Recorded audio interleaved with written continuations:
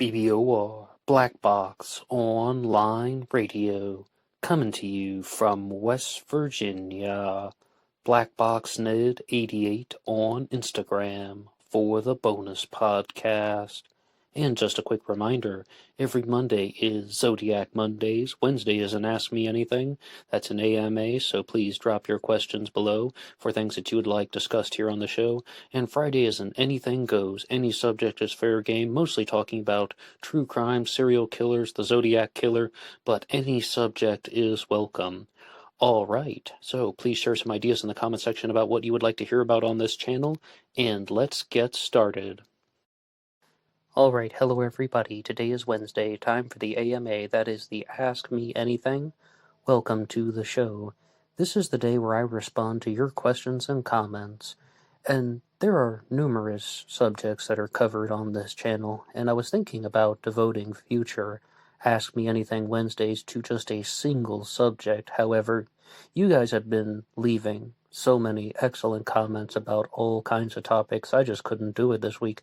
There are too many things to respond to that are getting me genuinely curious where I have something to say about it.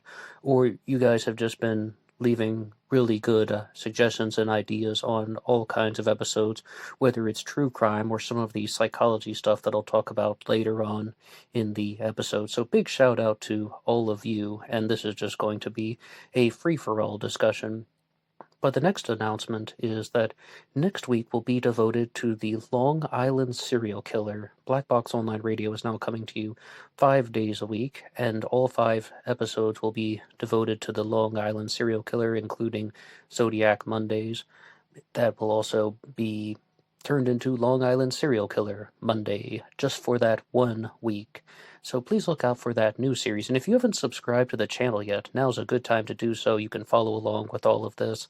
This week is happening regularly as planned. Tomorrow will be the next episode in the series on the disappearance of Donna Lass from 1970, which is a possible crime that could be connected to the Zodiac Killer. And it's also going to be a crime that may have been connected to an individual named Lawrence Kane, which I'll be talking about a lot today, whom I'll be talking about a lot today, I should say instead. And of course, you can always download this show for free at LaunchPad 1, get the audio and take it on the go as a pure podcast. One more time at LaunchPad 1, under the same name, Black Box Online Radio, but there's a link to that in the description box here. And Black Box Online Radio relies on your support, and the best way to support the channel is just by listening, but also there is the Teespring page. Feel free to check out some of the merchandise, t-shirts, almost all sizes and colors are available, and remember, being weird is not a crime. And just one more announcement. Yesterday, during the True Crime Talk radio segment, I was talking about the show Murder on the Towpath. It is a podcast that is covering the murder and the investigation surrounding the death of Mary Pinchot Meyer, who was killed in 1964, and she was a mistress of John F. Kennedy, and her husband was a high-ranking individual in the CIA. And the podcast is available on Luminary, and I just wanted to put out the announcement that if you would like to check that one out, the first episode is available for free.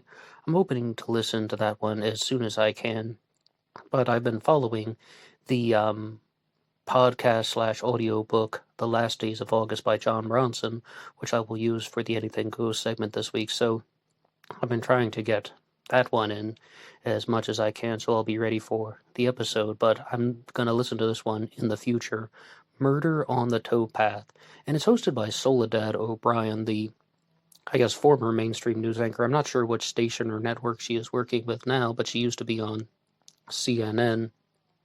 Now, it seems like this podcast, Murder on the Towpath, is going to focus more on a man who was arrested and wrongly accused of the murder of Mary Pinchot Meyer. But I really don't know if I'm going to like the direction of it. As I said, I'm just putting out the announcement. I haven't heard that free episode yet. They have at least 9 episodes posted for Murder on the Towpath. But it seems like they're going to do this more about race relations and a little bit of race baiting because the man who was wrongfully accused of her murder was black. He was someone who was walking by the towpath near the C&O Canal, and he claimed that he just went fishing and that he dropped his fishing pole in the water, so he got in the water to get it, and he was, of course, soaking wet when he climbed out, and they thought that he was trying to escape the murder scene.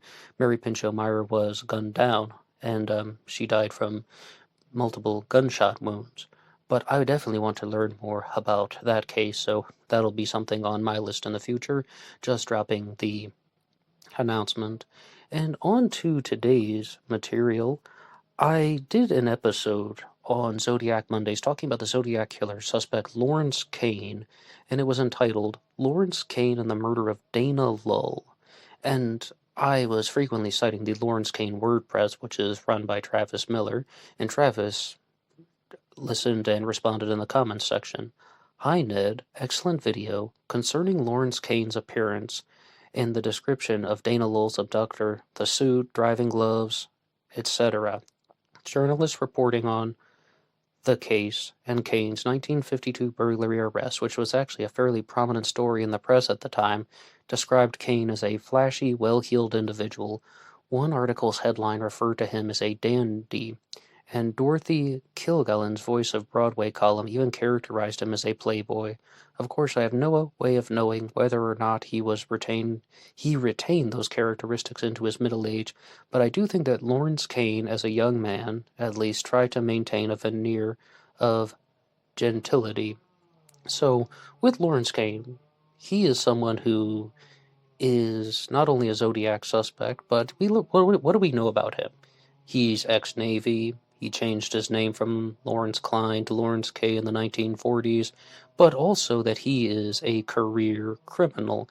He had numerous arrests, and I definitely never had the impression of Lawrence Kane that he was this well-dressed, upstanding playboy type. If anything, people refer to him as a cold-blooded killer who got away with it because of his connections to organized crime.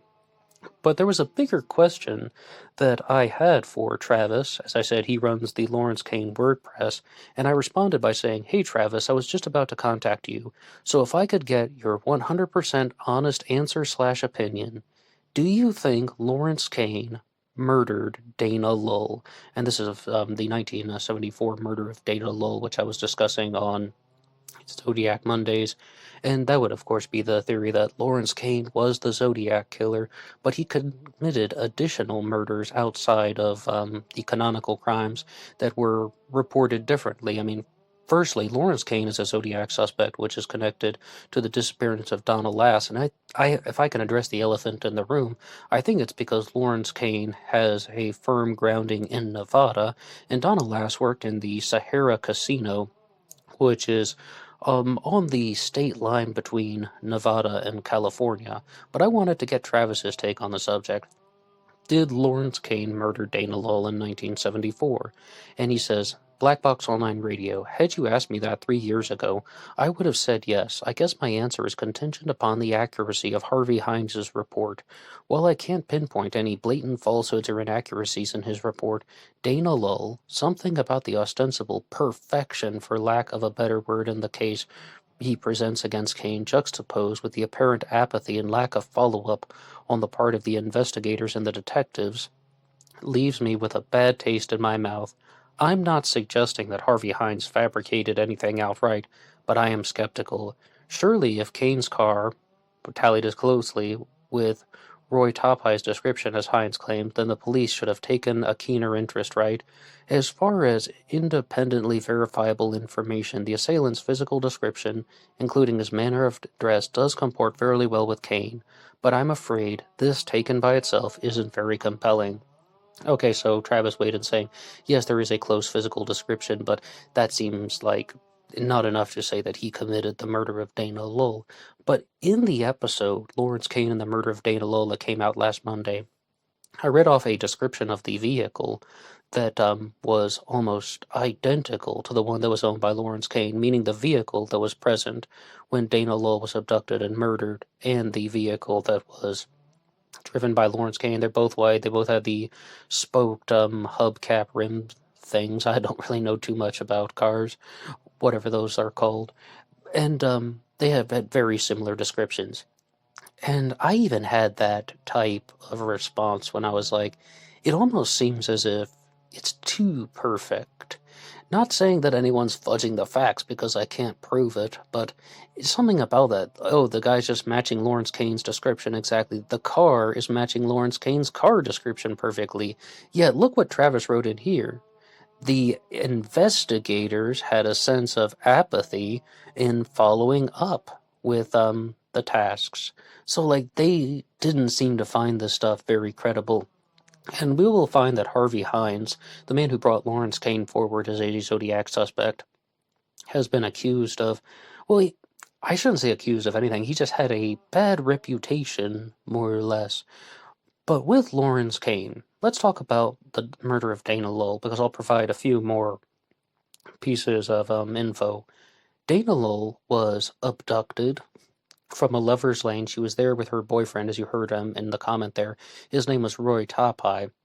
She was driven to some other location, murdered. She was shot with a .22 caliber gun, and her body was discarded in a mine shaft. She was found about 2 to 3 weeks later after passing away. This is a case that received an enormous amount of media coverage. Travis posted a lot of the articles on the Lawrence Kane WordPress, and even hearing that this burglary that Lawrence Kane committed was a big story in the news. On the one hand, it surprises me. On the other hand, it doesn't, because so many of these Zodiac killer suspects turns out that they were famous for something else in the news. Like they had their little moment in the sun in the world of true crime prior to becoming a Zodiac killer suspect. It happens all the time. But the murder of Dana Lull was something that was widely covered in 1974 by the media, because they didn't know what happened to her. She was abducted, and if I can follow the narrative, now I wasn't there. Just after reading several articles and looking into this and looking at other people's comments, it appears that she's in this lover's lane with her boyfriend. They're in a car. Some guy who's rather well dressed, even wearing driving gloves, pulls up. He removes a gun. He holds them up at gunpoint. And then he devotes his attention to Dana Lull because she's the target of this. It is meant to be an abduction, and her boyfriend, Roy Topai, is able to escape and run away into the ravine. And before anyone criticizes him, that probably saved his life, otherwise he may have been killed execution style. But Dana Lull is then abducted. On the desert highway in Nye County, Nevada, somebody stopped a car, again, matching the description, and he said that there was a girl in the car who appeared to have been asleep, but the person who also seems to have matched Lawrence Kane's description just continued with the traffic stop, didn't bat an eyelash, and apologized for driving a little bit recklessly, and he was given a warning. Because it was in such a remote place of the Nevada desert, they weren't able to give out any type of radio contact or anything like that, and the APB had not been put out. The officer who had stopped this white car was unable to give any type of or receive any type of info that they're supposed to be on the lookout for a vehicle of that description. So you got a man in the vehicle, you got a girl who is asleep, and many people would just say that that was Dana Lull, and she was murdered. She had been murdered by that person, and he was just driving to the mine shaft to discard her body. Well, was it Lawrence Kane or not? I'm also very divided. I mean, as I said, something bothers me. And I was just watching the show Waterloo Road. It's on YouTube for free, and someone asked a question about that, like, what do you do when you're suspicious about something? And the person responded by saying that if your gut instincts is telling you that something is wrong, then perhaps there actually is. Like, do you ever just have those moments when your instincts are telling you something's not right about this? And I really hate using the expression too perfect, but that's the way I have to respond to this Lawrence Kane theory regarding the murder of Dana Lull. Something just seems like it's fitting almost too perfectly. It's fitting like a glove in such a perfect way that I'm curious if somebody, somewhere along the line, fudged the facts. Because if they had all this evidence against Lawrence Kane, why wasn't he convicted of it? Was it because he had connections to Alan Dorfman and organized crime? Perhaps, maybe. But I'll go to another comment here, And this one comes to us from Studio Steph, who says, I so look forward to these. You frequently articulate my thoughts. I agree with you that according to witness accounts, Kane is probably responsible for the Lowell murder and a few others, but Lake Herman Road, Blue Rock Springs, Lake Berryessa, and Presidio Heights were all blitz attacks, not kidnappings, and followed with some correspondences.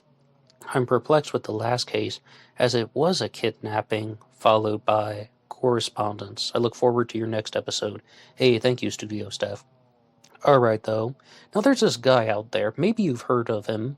His name is Robert Graysmith, and he was a big believer. Allegedly.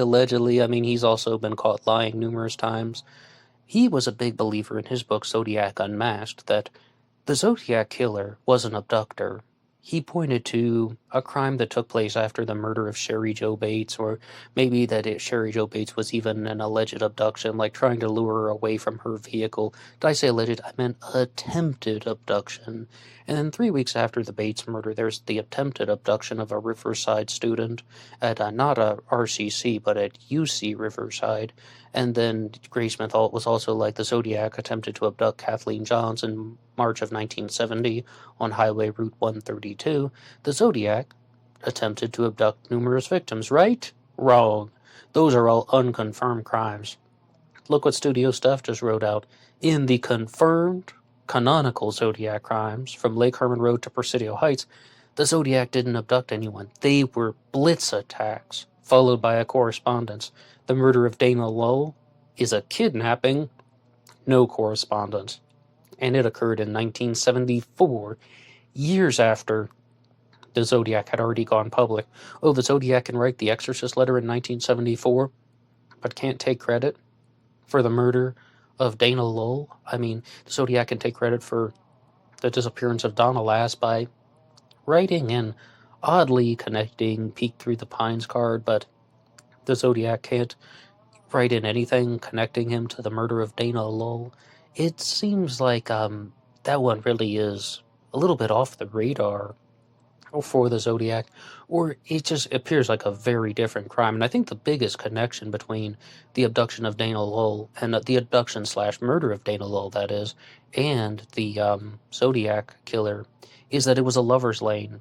If she had been abducted in a different way, I don't think anyone would be trying to connect this to the Zodiac killer, unless they want to go down this angle that Lawrence Kane was the person who did it. But another point that is mentioned in Zodiac Unmasked by Robert Graysmith, Harvey Hines spent 20 years trying to connect Lawrence Kane to the crime scenes to find out Kane's whereabouts on the December 20th of 68 to October 11th of 69. He couldn't do it, or he couldn't find anything that would certify that Lawrence Kane was indeed the Zodiac killer.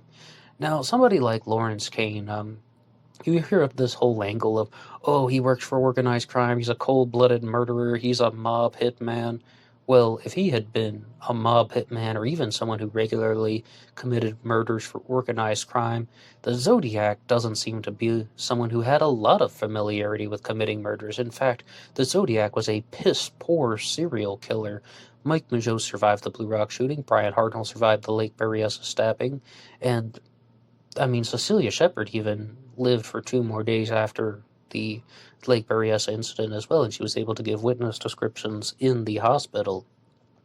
So I think that about covers a lot of the points on the disappearance, abduction, and murder of Dana Lowell. Lawrence Kane could be a strong suspect in that. I'm not saying that he did it, because I certainly have no proof of that. I definitely would get suspicious, but the other thing I'm suspicious about is someone fudging some of the facts in not the police reports, but just what is made available to the media. And I will be very clear, I do not believe that Lawrence Kane was the Zodiac killer. Now, moving on to a different subject, I have a couple episodes out on the suspicious death of Henry McCabe, and he was the man who was last seen leaving his friends after attending a Minnesota nightclub, and he was seen on surveillance camera walking past a gas station. His friends took his wallet to cut him off from drinking, which we can only interpret to be in their version of events, that it was so he couldn't spend more money. I first learned about the death of Henry McCabe because of the Lord and Arts channel, another great channel on YouTube that I promote regularly.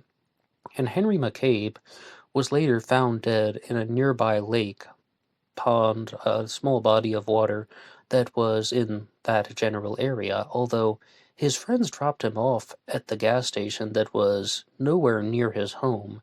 And this one became very famous and well known to the media because of a rather bizarre and unusual voicemail that was left behind.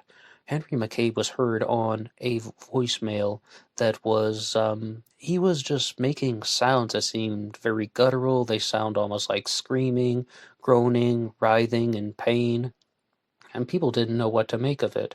And according to the authorities, someone says, "Stop it," on that voicemail. I mean, it's a really long story about what happened with the reason why that was recorded. It's almost like, now I hope I've got this right. His phone auto called his wife, like, I mean, how pocket dialing, remember that? And his wife thought that it was such a bizarre way of like responding. So she pulled in somebody else, like in a three-way call, and that person's phone went to voicemail, like she wanted to get someone else's take on the subject. What on earth is he doing? What are these sounds that he is making? And that went to voicemail. That's why it was recorded. But when it was broadcast to the media, the full audio was not played. And that is more or less the general version. Please excuse me if I missed a minor detail or such. And we had a new comment that came in recently, but first I would like to read off this older one from Andre Jones, which I did read once on the channel.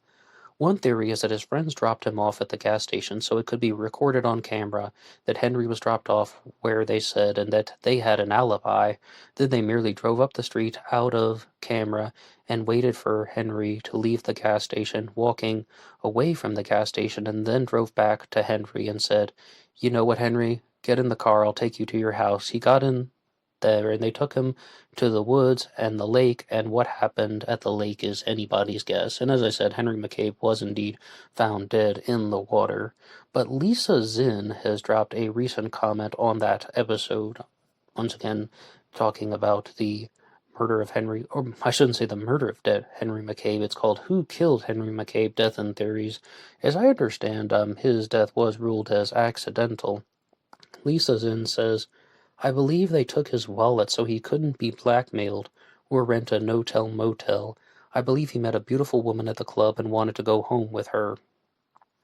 Well, all of that could be true. Henry McCabe was experiencing financial troubles. I mean, it is a bizarre thing, and that's the way the Lord and Arts episode introduced it. Like, I would even ask people this after I first watched it. Have you ever heard of it before? When someone takes somebody's wallet to cut them off from drinking, what is normally done is you take the keys away from somebody so they can't drive. But I had never quite heard that one before, and then they determined, yeah, okay, they took his wallet so he couldn't spend more money. But very bizarre. And then the next part of Lisa's comment is as follows. "I believe that this woman was a demon who had chosen Henry because of his shady dealings with Liberians in the States." Oh, I need to say Henry McCabe was originally from Liberia. "I believe once they were alone, she killed him. Curses are very real in 90% of third world countries, including the entire continent of Africa." Well, I can't comment too much on that last thing there. One theory before Henry McCabe's body was discovered is that he was experiencing lots of financial trouble in the United States of America, so he simply just did a runner and went back to his birth nation of Liberia. However, that obviously was not true. Henry McCabe was found dead in that lake in Minnesota. But about this, though, that his friends took the wallet so he couldn't spend money with the woman at the no-tell motel, I think you can get what Lisa is saying by that. That would still be the same principle, though. They took his wallet so he couldn't spend more money because he was in financial trouble. And I believe he met a beautiful woman at the club and wanted to go home with her, and that she killed him. Well, if that were the case, then she must have been doing that psychologically, because it doesn't appear that those signs were found on Henry McCabe's body. Somebody named Brian also wrote into the channel, and he said that John Lorden, the guy I was just talking about, had heard the entire voicemail of Henry McCabe because, as I said, the edited version was only put out to the media, and his response was that, Lorden's that is, that Henry McCabe was just some guy that was dealing with perhaps some mental health issues, plus he was very intoxicated after drinking at a nightclub. I mean, why his friends dropped him off at that odd location, I'm not sure, and that is one of the biggest mysteries in itself. But when people are disoriented around a water source, I mean, mental health issues or not, being intoxicated near a water source often leads to drowning. And that is a big reason why there's even that smiley face killers theory, that people are targeting young males who are leaving bars and so on, and they're leaving the smiley face graffiti. The biggest counter statement to that is that people get intoxicated, they leave a bar, they're walking by themselves near a body of water, and they fall in. And when someone is disoriented, the risk of drowning is so much higher, and that leads a person to it's accidental death, not murder. But I would like to go on to a different subject, and while this is mostly a true crime channel, I did one episode on psychology over the weekend, a bonus episode, if you will, and you guys left in a lot of good comments on that one, and I was tempted to do the whole episode on this psychological stuff. I know it's not the most popular, but I can see that you guys have really shared some really good material here. I wanted to discuss that, and I also needed to respond to some things about the other recent episodes, True Crime Talk Radio, as well as the Lawrence Kane episode on Monday. But the first one that I would like to get to relates to how the episode was on dealing with anxiety, getting over bad memories, and post-traumatic stress. And I was just listening to a show earlier today that was talking about something that I said in that episode about how I'm a believer that you're not supposed to experience those things that we call negative emotions like anger and sadness. And I think that this is a double-edged sword because the episode that I was listening to today said that some people will tell you that anxiety is normal. It's normal to feel that way. That's not true. Absolutely, I agree with that. Normally there's a problem that is causing people to feel this form of anxiety, and that the actual goal that we're supposed to strive toward is to not feel those things. Anxiety, anger, sadness, we're not supposed to experience them. It is a very difficult journey. I mean, to actually get to that place of mental clarity, but not everyone's in agreement with that. Some people think that those things are good. I'm just one who isn't a believer in that. And I'd like to go to the first comment here that has come to us from MC, who says, through a hypnosis session, I learned to use trigger words to get bad thoughts and memories from my past, to stop them in their tracks. So my word for when I feel them coming into the forefront of my brain is rewind. I say the word over and over again until the bad memory is gone, or I say stop it, stop it, stop it, over and over until something goes away. For me, this works very well. I did something a little bit similar. Firstly, I'm glad that that does work for you, and I would encourage everybody to find the method that works for you. What I used to do was, if I could find myself just about to get lost into a daydream when I would think about something bad, I would just say, I'm not going to think about that anymore, and that worked for a whole 3 weeks. And the reason why that became very difficult to fight was, this is just for me, but it's because it's still getting a reaction out of me. And I was talking about this in the Saturday episode when I said that it's about the thought gets a reaction from you, so you keep paying attention to it. And the thing that I would use that is similar to MC's method is I would say, I have no opinion about that. And it was recommended to me from the silent prayer. That's one thing you do. You just sit in a chair and you try to just focus on the present, like whether you hear noises in the house or you can like hear your stomach growling or something like that, that's fine. And if you ever start thinking about something that is not present, like something that is just like a thought, you say, I have no opinion on that. I have no opinion about that. But I think this is also a very good one, saying rewind, rewind, rewind, because it's a method you can actually try. I like self-help methods and psychological methods that actually gives you something that you can try. And I was so frustrated when I watched a video once that someone had sent me how to get over bad memories, and the guy is saying, okay, well try thinking about something else. No, that is not good, because that's the whole point. You can't just think about something else.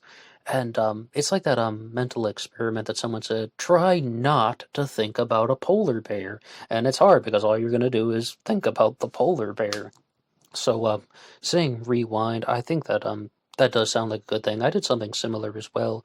And here's a very good comment from Nothing Rien, who says, intermittent fasting makes you fit, mindful of your body and thoughts, working on the subconscious, like telling yourself good things, thinking positively. Meditation and mindfulness is difficult, but breathing and concentration helps. Okay, the first response is, the most basic form of meditation is just focusing on your breathing, which I think is really quite similar to the silent prayer, because it's all about being aware of the present and learning to focus on one thing at a time. I've also said in the past, and I say this facetiously or not scientifically, let's say that 90% of the problems in life are because of stomach irritation. And the reason I said that is a couple of years ago, I had this job that I didn't like very much, and I would always go to work and I'd be kind of grumpy, and then I would go to lunch, and they provided us lunch. We got like free lunch at work, and I would always be kind of at, ugh, look at this crap we have to eat today. I was an absolute jerk. I was a jerk to all my coworkers. None of them liked me. They acted like they liked me a little bit, but they really didn't, and I didn't really like them. And then one day, I went out to an all-you-can-eat breakfast buffet. And, I'm just going buck wild, more or less. I'm eating pancakes. I'm just eating all kinds of junk. I think I was even eating vegetables. They had those at the all-you-can-eat breakfast buffet, and I got absolutely loaded up. And by the time time came around, yeah, the food was crappy again, but I didn't care. It's like, oh, whatever. Doesn't bother me. I mean, I just ate like 2,000 calories in the morning, which I don't recommend you doing, but the whole point is, that's when I began to think 90% of the problems in life are related to stomach irritation. And they even talk about this in the movie Soul, like that animated film, when someone eats a piece of pizza and they're like, wait, I'm not angry anymore. Yeah, that's why they have that word hangry. It's when you're angry because of hunger. So intermittent fasting, some people praise that to no end. Like if you ever watch the channel Bulldog Mindset, John Sonmez, the host of that, talks about it a lot. He says he doesn't eat until 5 p.m. every day, and it had great results for him. In fact, actually, most people I know who've tried intermittent fasting have said that they have had very good results. It's just it's quite difficult to stick to. And the next one is from Classic Chevy Cat, who says, for me, it's knowing that something is out of my control, that causes pretty extreme anxiety. Having had a fire and losing everything, sirens, the smell of smoke, wildfires here in California, all of that triggers my anxiety. When it's out of my control, I start to panic. One thing that calms me down is prayer. I hand my fear over to God, and honestly, I feel better. I used to not believe in God, then I began to pray. Long story short, I believe it helps. I mean, I don't mean to influence anybody's spirituality or religion, but I am also spiritual. I pray every night, every day. So, it has also helped me, and in fact, that's one of the few constants in my life. The next comment comes to us from Walter, who says, MDMA has worked wonders for people with PTSD. I've heard doctors say in one session with MDMA achieves more progress than years of conventional therapy. Trust me on this. Even war veterans have used it with great success. Usually it only takes 1 or 2 sessions. Even seen where an ex-DEA agent used it as therapy to help him overcome a lifelong case of survivor's guilt. It works. Also, ketamine works well for chronic depression. believe it or not, someone who is very passionate about this is Jordan Peterson, the psychologist. And he has a lot of controversial things out there, but one thing he does talk about is MDMA is excellent for treating post-traumatic stress disorder. And he's also talked about how psilocybin can get people to stop smoking. The things that we think of as quote-unquote drugs might actually have had good effects. And one of the other things where I'm somewhat praiseworthy of Jordan Peterson is he said that antidepressants, things like Prozac and maybe other similar ones, Zoloft, those aren't for people who don't have their life out of order. Antidepressants are for people who have their life in order. They have the relationship, they have the job, they have their career, they're a functional adult, but then they just still have that feeling of depression. And you can try an antidepressant and you'll know if it's working in a month. And that is something that I think is very difficult for psychologists to say because most people are just like pills, pills, pills. That's just what you have to do. And like the medication is the only way. And I definitely don't believe that medication is the only way. Do some people need it? Absolutely yes. That's the whole point. And Jordan Peterson was also the guy who got addicted to benzodiazepines.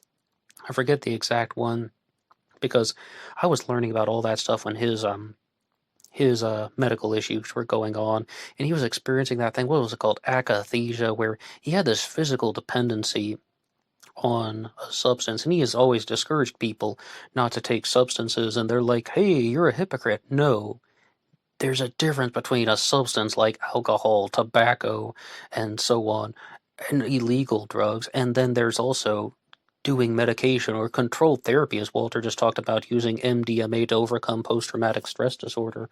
And I think it's very honest to say that something like MDMA can be used in therapy.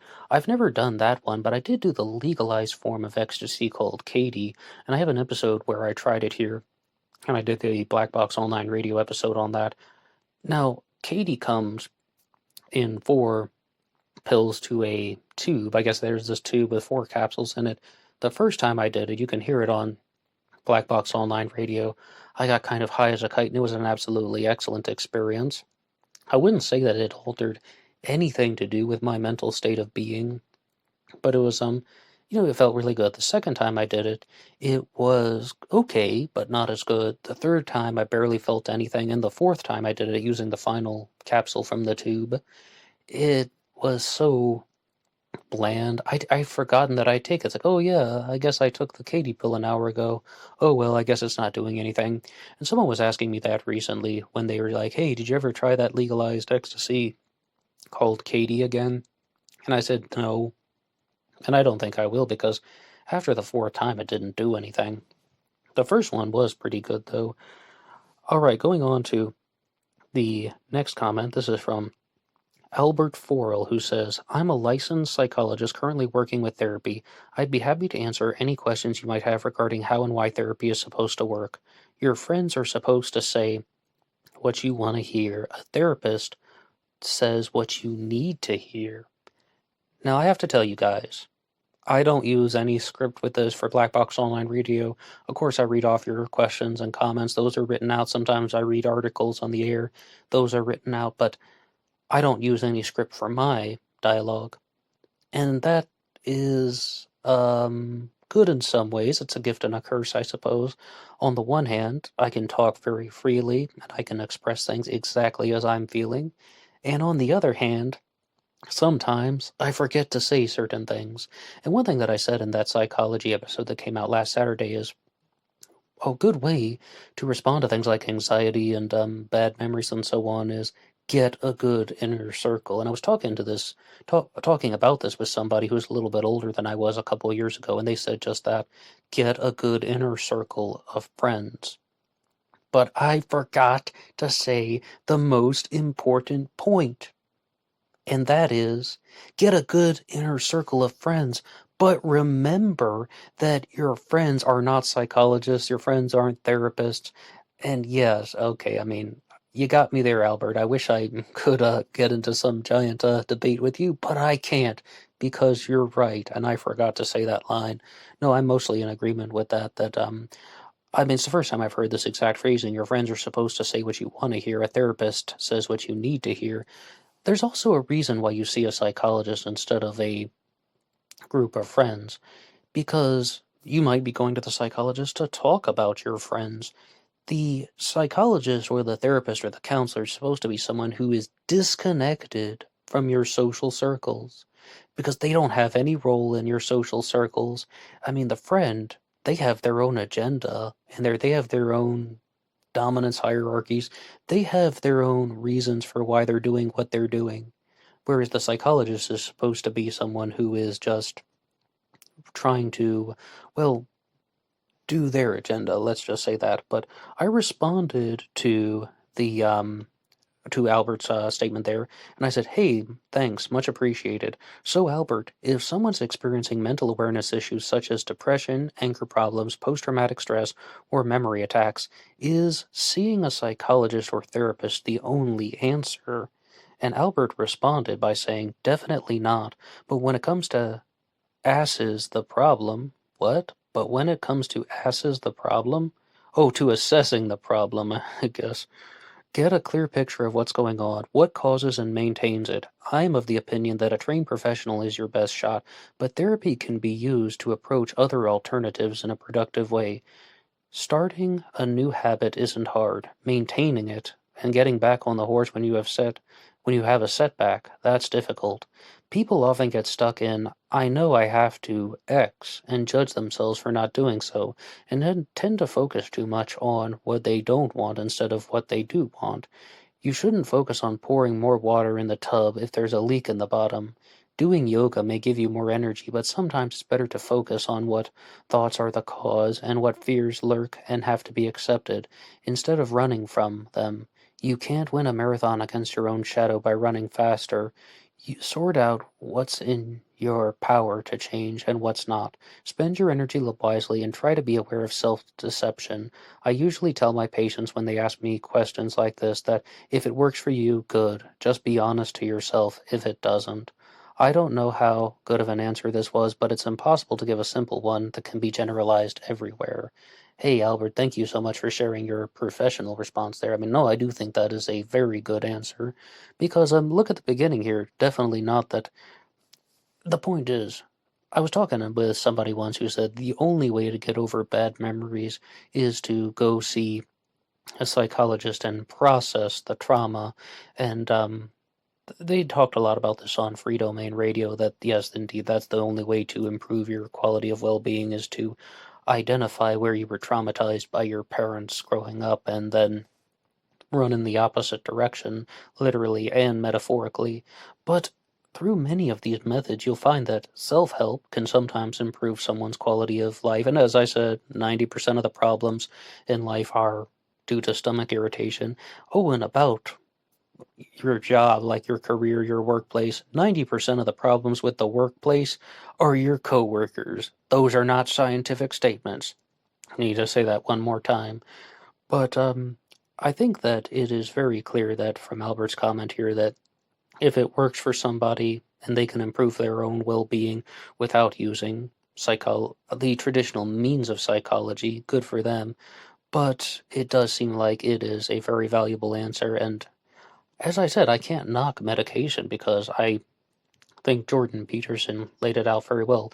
You'll know if it's working or if it is not, and when I think the medical community is really, really bogged down on medication because they know that it can deliver results. The fact of the matter is, self-help methods are not going to work that well for everyone, and maybe something such as the MDMA therapy might not work that well for everyone. But like when someone is taking an antidepressant or an antipsychotic or like something like Paxil that deals with anxiety, that is a chemically engineered drug that is supposed to give a certain result in the body, in the brain and the central nervous system. It's supposed to affect your body in this designed way. And that's why people use it.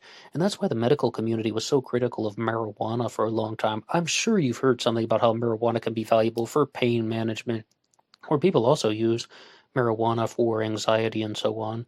I mean, I've never once smoked marijuana, but I've read about it, and the reason why the medical community was so against it for the longest time is they're saying marijuana is not a chemically engineered drug, it's a plant. Like, it's not going to affect your body the same way every time. But other people are just like, it's the only thing that is getting that's alleviating the pain. I watched a video once where Mitt Romney, when he was running for president, he's the senator from Utah, but back when he ran for president, I think in 2012, it was that time around, somebody approached him, and the guy said, "Hi, I'm in a wheelchair. I have muscular dystrophy. I weigh 80 pounds, and I'm in a lot of pain if I don't smoke marijuana. That's the only thing that can alleviate the pain that I experience. Like, should marijuana be legalized?" And he said that, well, what's most likely going to happen is cannabis would be condensed into a pill, and then you could have access to that. And the guy who was challenging him said, "I've tried that many times. It makes me vomit. The only thing that alleviates my suffering is smoking marijuana." And should marijuana be legalized? Yes, absolutely, just for those reasons that that guy laid out. I mean, people aren't doing this just to get high. It seems that many people are smoking marijuana for every reason under the sun. I mean, some people are having good results with pain management. They need to smoke marijuana to manage their pain. If it makes their life better, let them do it. Especially because we have things like alcohol that are legal, which are way more dangerous than marijuana. I think that that is something that is going to be changing heavily over the next couple years. Chad has written into that episode saying, I tried the TV thing. Oh, I got to tell you the TV thing. The TV thing was something that I mentioned in the episode last weekend where Scott Adams talked about this in his book Loser Think when he said to get over bad memories, visualize a television set, visualize all the details of it. Does it have a plasma screen or is it old fashioned? Does it have rabbit ears? What color is it? And watch your bad memory, your traumatic experience happen on the television set as well as you can and recognize that you're not experiencing it anymore. It's on that TV, and then see yourself pick up the television set and throw it into a trash can. Now, I said that that method didn't work too well for me, but I put it out there because I like that it's something that you can try. Not this nonsense like, oh yeah, we'll try thinking about something else. Yeah, that's the whole point. It doesn't work. Well, or you're not doing that. You need a new way to do that. Of course, you know what you're supposed to do. The question is how. How do you get over that? How do you train your brain to start thinking about something else? Another one that it really has not worked well for me at all has been journaling. And I was talking about this with somebody once. I was saying, okay, if you have bad experiences, write them down. Write down what you're feeling and you'll feel better. And I'm like, do you think that's the first time I've ever heard that? Journaling never worked for me. Like when I would write down those bad feelings that I'm having, like I'm angry at this person, I feel sad about this, I felt so much worse. And the reason is because you're just kind of wallowing in that emotion. And that's what another reason has contributed to my understanding that we're not supposed to experience anger and sadness and despair. Those are the things that we're trying to get away from. So with journaling, I have also had somewhat of a reversal that I feel better when I'm talking about another subject. And say, for example, if I were to write in my journal, maybe just about the weather conditions or sports or politics or religion or anything that's not those bad emotions. Granted, that is somewhat of a distraction rather than actually confronting the problem. But I'm definitely not somebody who is like, oh, well, let's just talk about how I'm feeling. All right, I'm really angry about this. I'm really angry at this person. Wait a second, now I'm angry again. And it just gets worse and worse and worse if you just kind of allow that to um, allow your body to be engulfed in that, allow your mind to just be surrounded by those very, very negative emotions. So the other alternative is to absolve them, is to, you can actually train your brain to do this, to not get angry about things. There is no anger disorder. Like when someone says, I have an anger problem, no, you don't. That is a behavioral thing that you can change. Because depression, that can happen. Absolutely. That's why they call them SSRI, selective serotonin reuptake inhibitors. That deals with your levels of serotonin, perhaps norepinephrine. But when someone has an anger problem, something has to be making you angry. You can be depressed for no reason at all. I mean, that's exactly what we said earlier. Those are the people that need antidepressants if they're depressed for no reason at all. But someone who is angry, something has to be making you angry. Back when I was in college, I was just, taking a drive in my friend's car. I forget if I was driving or he was driving, but that's beside the point. I think it was the day that he let me drive his car, actually. And he was talking about that, about how his mother left his father, who was very verbally abusive, and his father would always try and justify it by saying, I have an anger problem. And the thing that they learned through counseling was, as you see, counseling isn't all bad, is that an anger problem is not a justification for any type of outward form of verbal abuse, because something has to be making you angry. Anger is secondary, and that person should be correcting that issue that's making them angry. And here's one more thing that I can share with you about self-help and psychology that you can do to make you less angry is to never judge yourself. And I did learn about this from Jesse Peterson as well. He's the guy behind the silent prayer.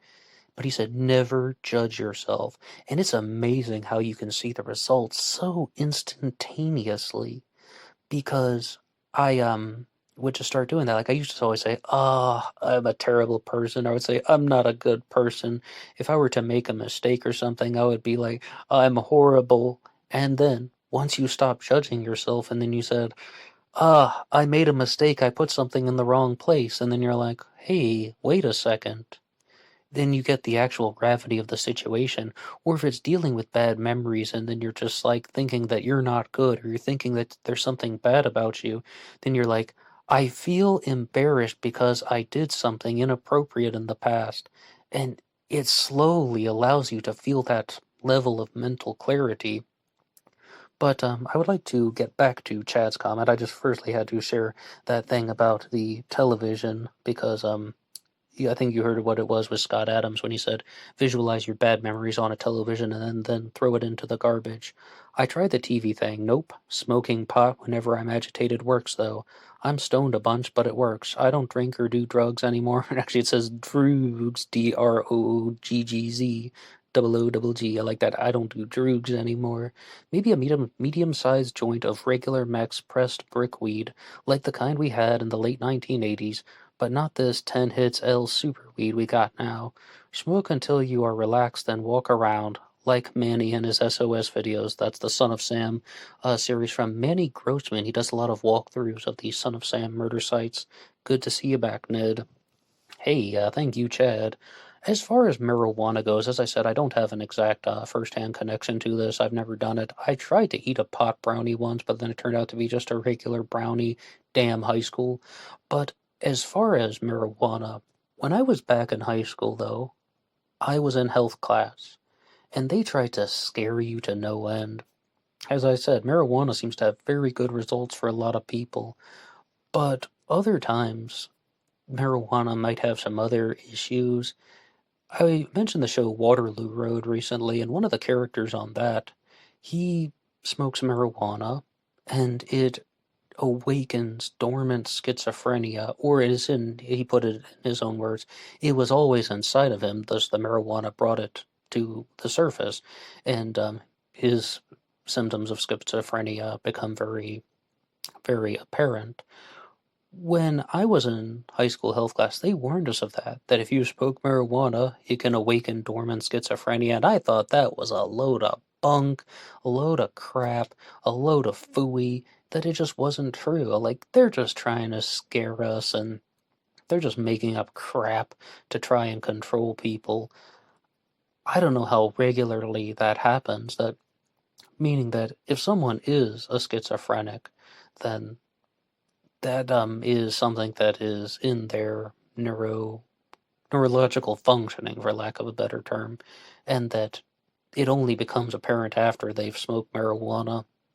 Still, though, even though that is possible, I don't think that that would be a reason to ever say that marijuana is illegal or should be kept in an illegal state.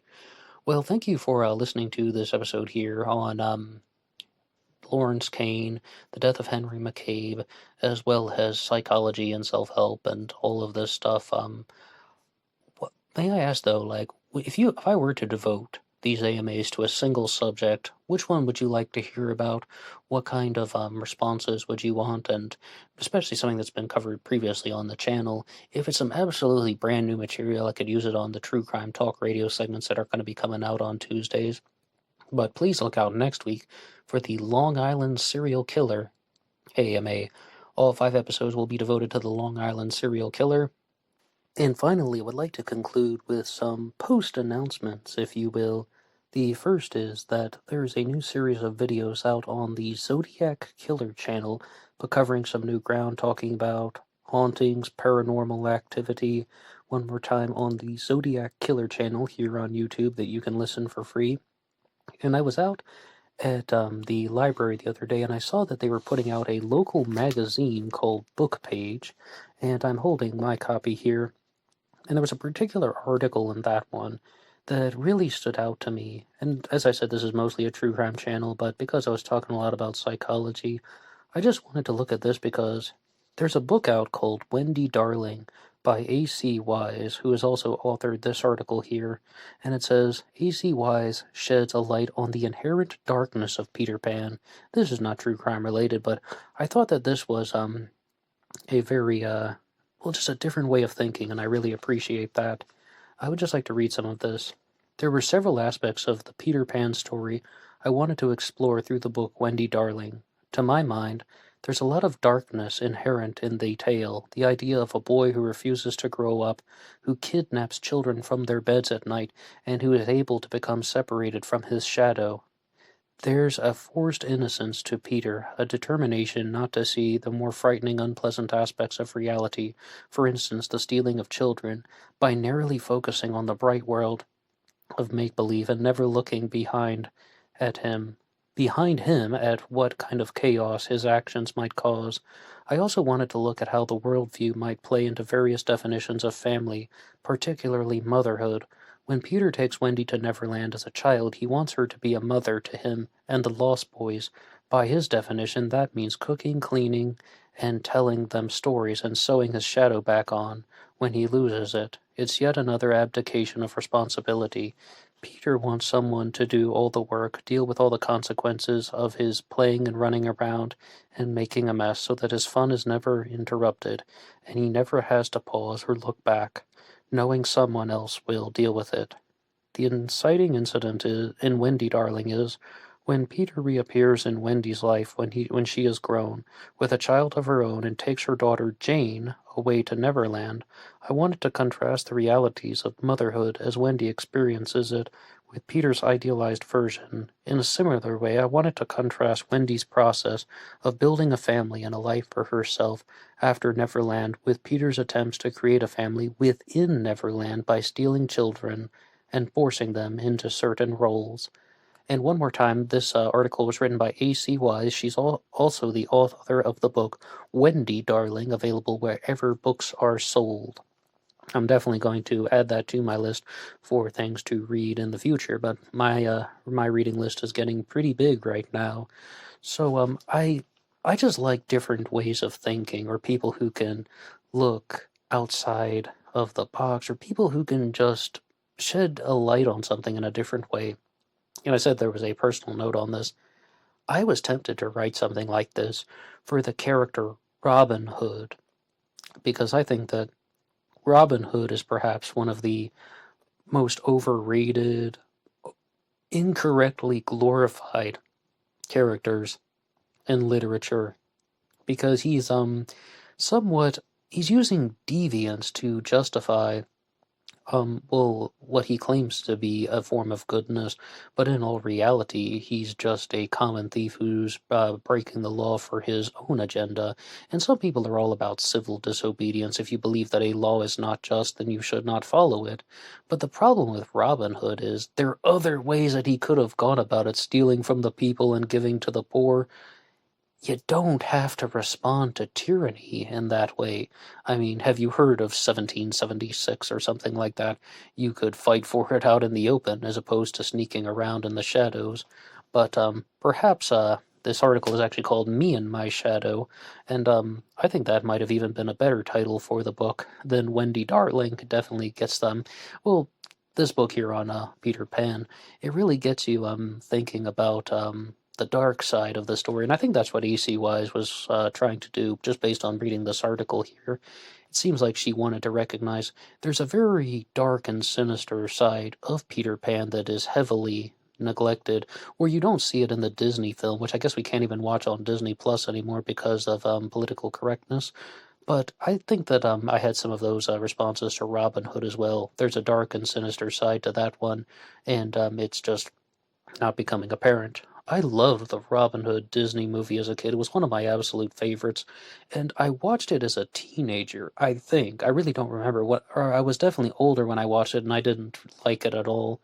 I should go back and watch it as an adult, see how it is. But anyway, what do you guys have to say about any of that? And if you would like to get in touch with the show, you can write at BlackBoxOnlineRadio at AOL.com. That is in the description box. You can also follow the show on Facebook, Black Box Online Radio, Instagram, BlackBoxNet88, and my personal Facebook is also in the description box. It's there that you can find the links for the Teespring page. The best way to support this channel is by listening, but if you purchase a t-shirt, I won't hold it against you. And remember, being weird is not a crime. You can also download the show for free at LaunchPad 1. That link is there as well. Many things in the description box. And I will see you over on Instagram for the bonus podcast. Until next time.